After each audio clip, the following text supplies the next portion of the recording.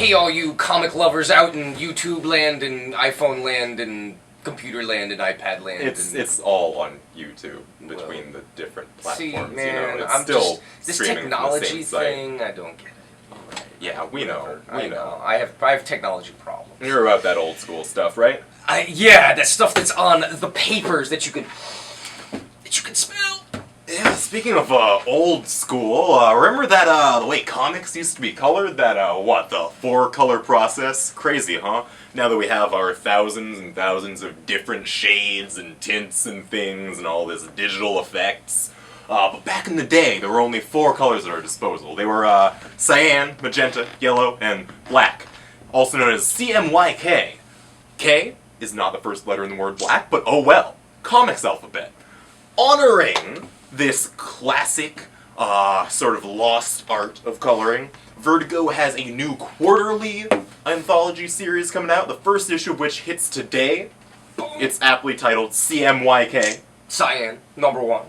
You've got stories from Fabio Moon, Joe Keating, Ken Garing, Tony Akins, some new talent that I've never heard of, Amy Chu, Aletha Martinez. You also got Jock doing some stuff on here. And the idea is that there's a central theme of blue as a color, as an emotion, as a... Cyan, Casey. Cyan. Yeah, alright. God damn it. Cyan. If you're going to spend the whole 5 minutes explaining it's this true. to me before the video, I'm going to call you on it. I didn't know if it was right. But yeah, and it looks like a bunch of sci-fi stuff, honestly, as well. It really seems to be hitting a sci-fi vibe. There's a certain amount of sci-fi, a certain amount of just general fiction-looking stuff, Yeah. some dark fantasy. But hopefully this is kind of a return to new exciting things from Vertigo. Also from, what we got here? Oh yes. From the other side of the fence, we have, from Marvel Comics, X-Force #4 by Simon Spurrier, and on art this week we have Jorge Molina, who is doing this awesome standalone Phantom X story. And if you're like me, Phantom X is totally one of your favorite X-Men, absolutely up there with Psylocke. But yeah, he's got these basically rooftops, France, cats, and weird Guns. He has a hoverboard. He's pulling a total Marty McFly here. Total Marty McFly. But there's some really great dynamic art. Meryl looks very cool in this issue as well. Cable's still running around with this stupid camo poncho, but what is with the camo poncho? I don't know. Who made that decision? I don't know. But yeah, definitely fun this week. Another really cool, actually, trio of books here. This is from Triple DC. threat. Yeah, right? We have annuals! Ooh, Oh, it's that time of the year. yes. It's sunny out. That means annuals. Oh, yeah. We've got Green Lantern New Guardians Annual #2. Justin Jordan and Steven Segovia there, dealing with what exactly happens after you cross over the Source Wall. Batgirl Annual #2. Gail Simone teaming up with Robert Gill and Javier Garrón for a really pretty freaky tale of Poison Ivy here. Love this cover by Cloonan. And the Batwoman Annual, this is #1, written by new Batwoman writer Mark Andreyko and drawn by the team of Trevor McCarthy and Seattle's own Moritat. He's doing some really, really awesome stuff in here. It's tying off a lot of plot lines from Hayden Blackman and J.H. Williams' Batwoman series. Because they gotta get that out of the way. Yeah, he was like, what? I don't want to deal with all these characters. We're just gonna move on. Yeah. Move on. Also, we got a double shot from the always prolific, where'd you put that? Matt Kint, who is just now writing another 2 comic books. We have Rye, #1 from Valiant Comics, and Star Wars Rebel Heist from Dark Horse. Rye is Japan in the 41st century. The entirety of the society is ruled under this kind of AI thing called Father, and Rye is his one-man enforcement team because he's that badass. You only need one man to enforce the law on an entire population. It comes with like 18 friggin' covers, because it's Valiant, but this is the Special Plus edition, which has a bunch of extra stuff in it, including Father-approved advertisements for this amazing thing called Spylock. like, holy crap, I would read like a lot of comics that were just that. And then Star Wars is a Han Solo fronted adventure, Matt Kint and Marco Castiello, and it's, you know, smugglers and Star Wars and Everyone loves smugglers. Yeah, Come right? on, Han Everyone Solo's the loves best part of the smugglers. original trilogy. it's true. And now we'd like to roll on over to Mr. Will, who has some amazing news for us, both from Marvel and other publishers, as usual. So, And it is a big, big Spidey week.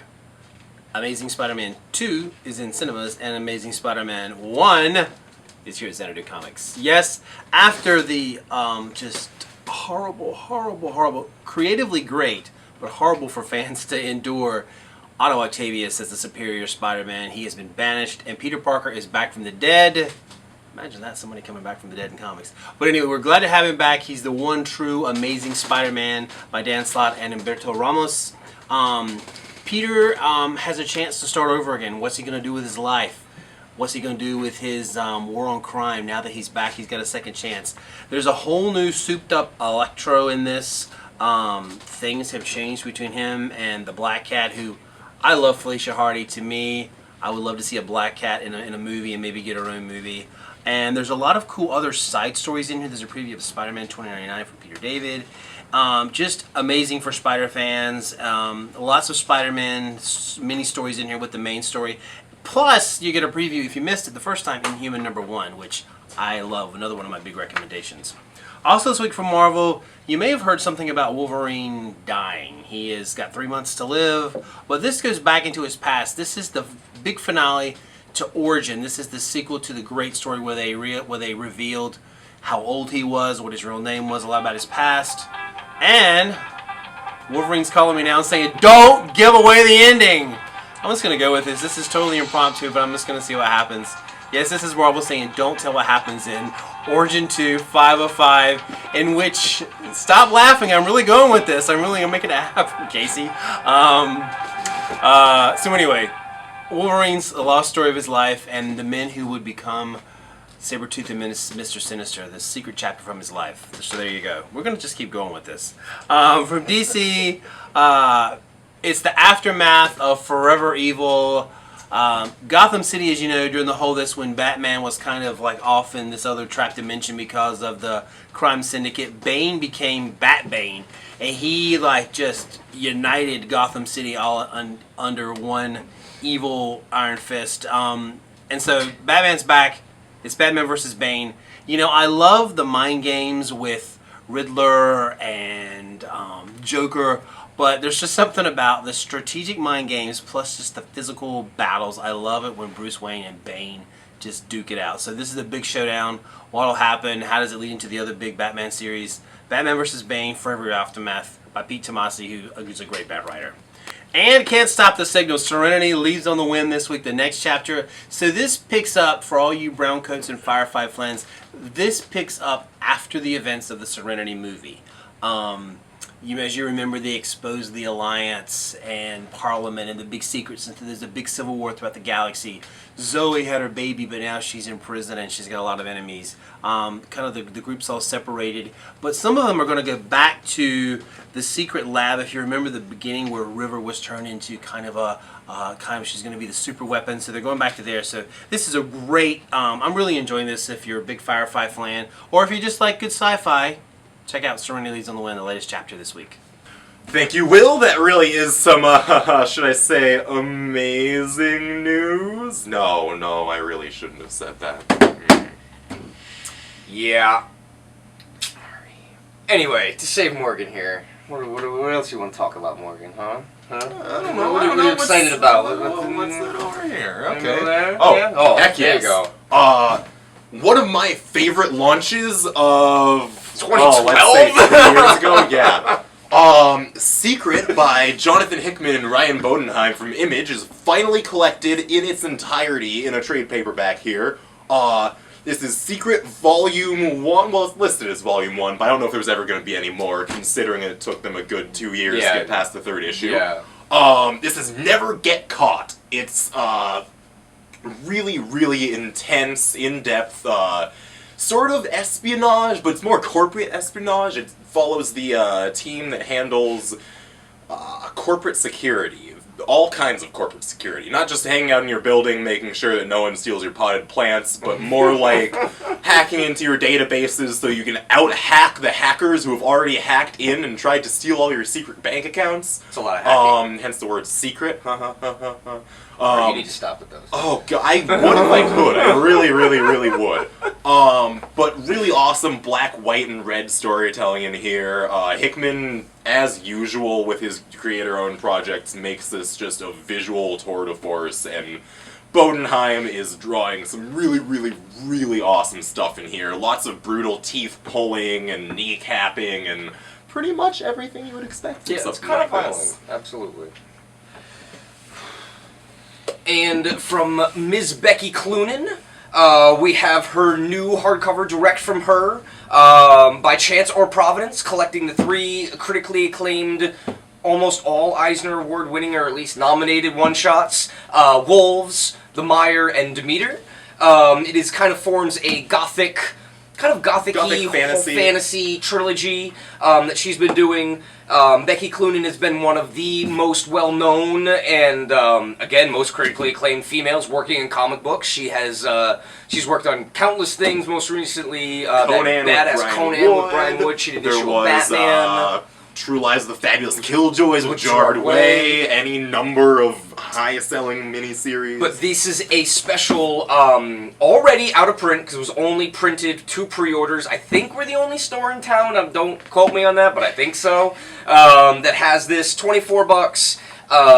Yeah, buy it now, because it's going to go soon, and when it's gone, then, You'll never see it again. You are just going to be Until they put out, like, the extra size hardcover. The absolute but one, That's going to yeah. be a good 15 years. No, that is. And, yes, speaking of the female portion of our show, Ms. Anna has many magical things to show us, and I will let her speak because she can do it a lot better than I can. On this super sunny Seattle day, I have a super sweet book for you, Adventure Time Annual 2014. This is done by the husband-wife art team of Tiny Kitten Teeth, Becky Drystat, and Frank Gibbons.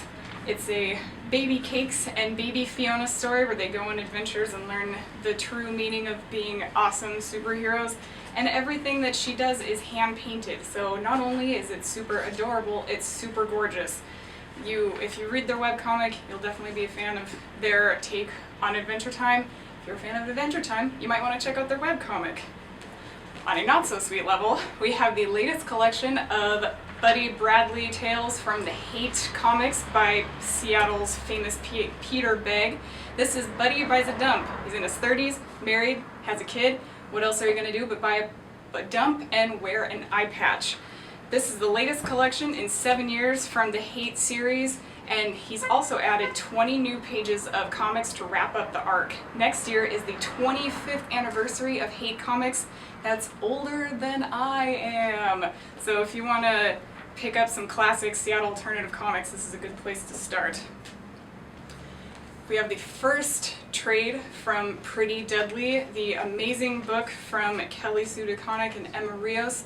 Borrows beautiful notes on the magical realism side from the late great Gabriel Garcia Marquez, but also combines sweet spaghetti western with sweet ninja drama. As Death's daughter rides through the western front when people who are in need of her name call for her help. This beautiful combination of European and Japanese art and storytelling is finally in this first trade collection. It's beautiful, it's compelling, it's everything that you wanted in a comic. And they say that old dogs can't get better, but Jaime Hernandez has proven us all wrong. It's proven us all fools for thinking that he's mastered his game. He has not. Love Bunglers is probably one of the best things I've ever read from Jaime Hernandez, and I have read almost everything he has ever done. So without exaggeration, this compelling story that's going back to our title character, Maria Chescarrillo's past and present problems with her family, with her current drama, her current struggles, show us that ordinary life can be just as compelling as crazy magical surrealism as I've shown in other comics previously. It's heartfelt and tragic, and his artwork is like breathtaking, black and white gorgeous. So, love Bunglers, fan graphics. You have to pick this up this week. And with all the other books I talked about, because I don't talk about bad books. Back to you guys. Thank you, Anna, and god dang am I excited for that Love Bunglers hardcover. Oh my god, just can't get enough of Jaime Hernandez. No. But speaking of things that apparently we just can't get enough of, we have not one, but two new collections of Superman and Batman team-ups. We have both, yes, Superman Batman Volume 1 and Batman Superman Volume 1. How are you ever going to keep track of which one is which?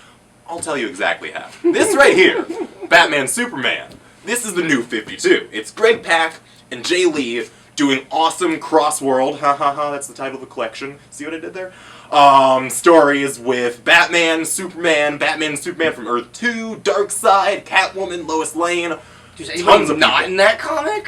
Everyone not in this comic actually shows up in this This one one. here. Because this is collecting the first 13 issues of Jeff Loeb's Superman and Batman, which back in the day was... Oh god, I can't believe I'm calling that back in the day. Right? That was like a few years ago. Wow, for you. This is yeah. when I was like his age. This is what I was reading. No, it's amazing stuff. The first arc in there is drawn by Ed McGuinness. It's Public Enemies. It served as the basis for an animated movie, as did the second arc in there, Superman, Michael Batman, Turner. Supergirl by Michael Turner. But in the middle, sandwiched between the two, is an awesome one-off issue drawn by the infamous Pat Lee. Which you know, of course, has mechs in it because that's what Pat Lee does. Yeah, he draws totally. mechs. And he does a great job. Two really, really awesome collections here. Yeah, take your pick. I think that's the most DC comics we've talked about ever in one video. And last but certainly not least, one of the most anticipated releases of the beginning of the summer, or the spring, we have Southern Bastards by Jason Aaron and Jason Latour. After finishing Scalped, we all clamored for Jason Aaron to do another gritty, nasty crime series that would just show us the ugly portions of humanity that we all love but hate to acknowledge. And this time, instead of the Indian Reservation, we're going down to the dirty, non-evolved, sometimes south, where, you know, there's a lot of bastards, obviously, and they're mean, and they smoke a lot of cigarettes, and they drink a lot of beer. And the book opens with a dog taking a deuce on the side of the road. And so, that's, you know, that's the feel of this comic book. This comic is so good and solicit, it's not even solicit, it's just quotes from other creators, because they've just surpassed the point where you need to tell anybody what this book is about. Already out of print, probably going to be a collector's item for Image, you know, whatever. But Jason Latour turns in some amazing work. Holy crap, is he good on this. And, yeah, you need to buy two. pretty much. Yeah, absolutely. And then buy the trade.